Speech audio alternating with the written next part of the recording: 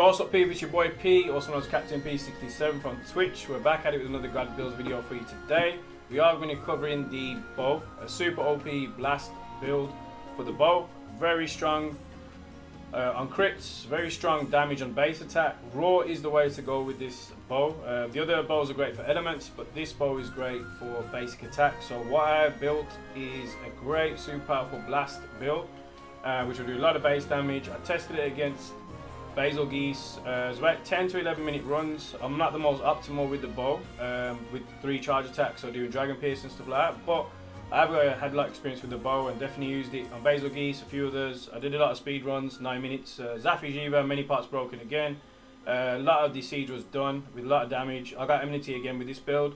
Again, the raw build is there, and obviously anything weak to blast will be obliterated with this build. So without further ado, I'll show you the build itself. And we've got over here, if you build it the way I tell you to build it in the buffs you do, it's got attack boost level 7, crit eye level 4, crit boost 3, weakness exploit 3, stamina surge 3, health boost 2, blight resistance 2, spread power shots 2, heat guard 1, normal shots 1, peak performance 1, marathon runner as well, bow charge plus up. Ignore what's on the mantle as we always do. I will be going through all the sets and what I've used, and I'll go through the decorations with you, so we will be covering that. After this, I do have to cover the hunting horn, and I've already got a hammer build already with a slugger 5 build ready for you with purple sharpness. That will be coming out either today or tomorrow. But just want to say quickly thank you for all those kind of support that you did, the ones that did support me for my other builds. And we're on a couple of thousands of views on most of the videos now, so we're absolutely killing it. And I'll get to this build for you right now. So let's just remove this out of the way.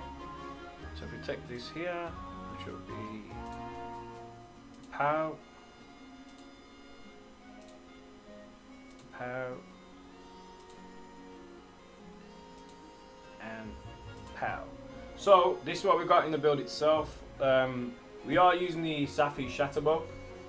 What I've included for the awaken ability is attack increase maximum, so level 6. We've got attack increase 5, affinity double, so we can have more like slots added to make it more viable for the build itself.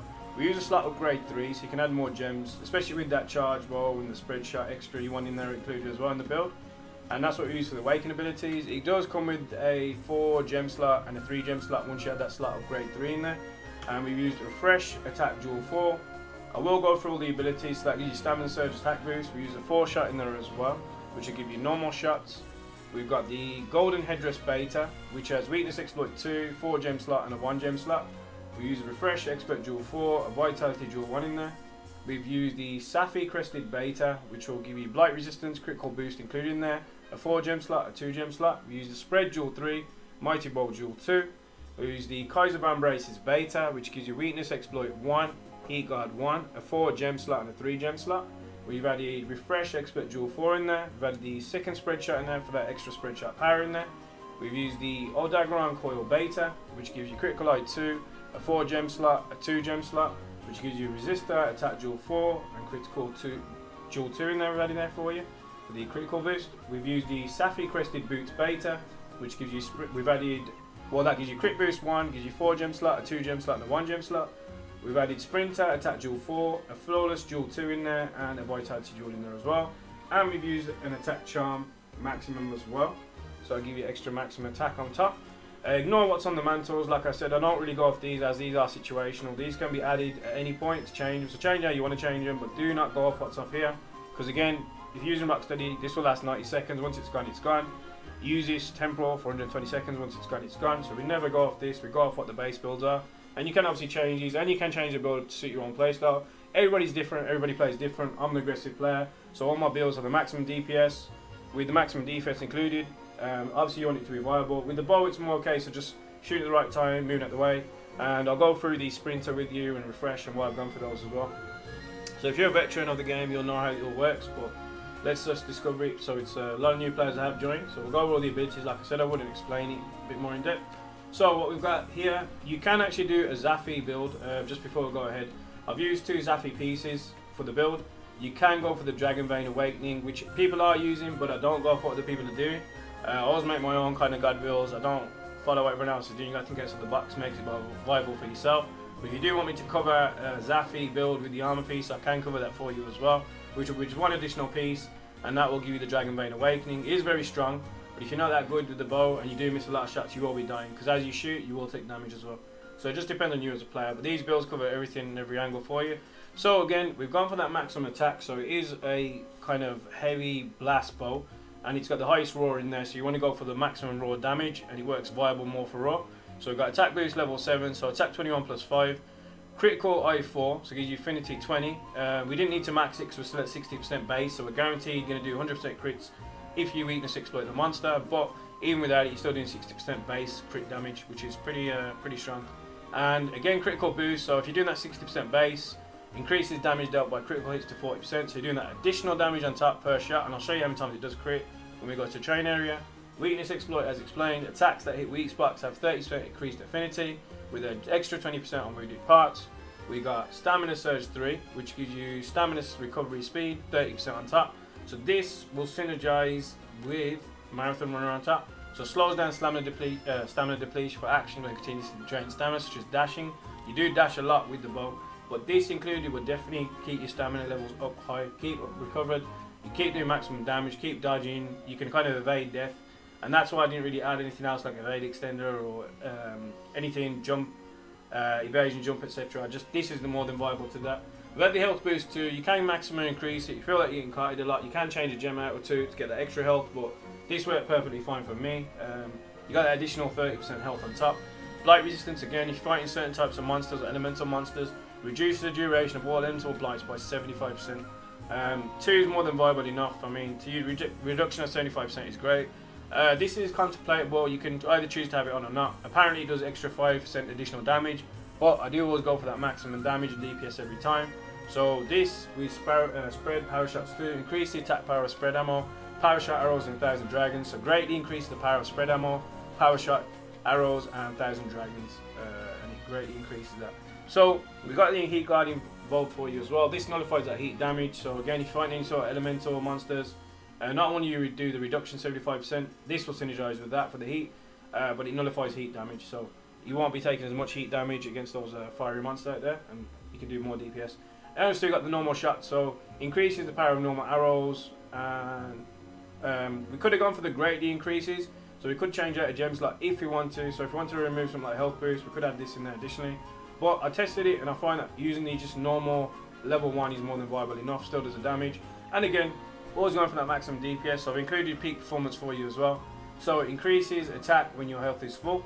So again, you do an additional 5 extra on top of your base, which is a lot. And these are without any buffs. Marathon runner, again I mentioned, slows down stamina depletion for actions with continuously drained stamina, such as dashing. Reduces continuous stamina depletion by 15%.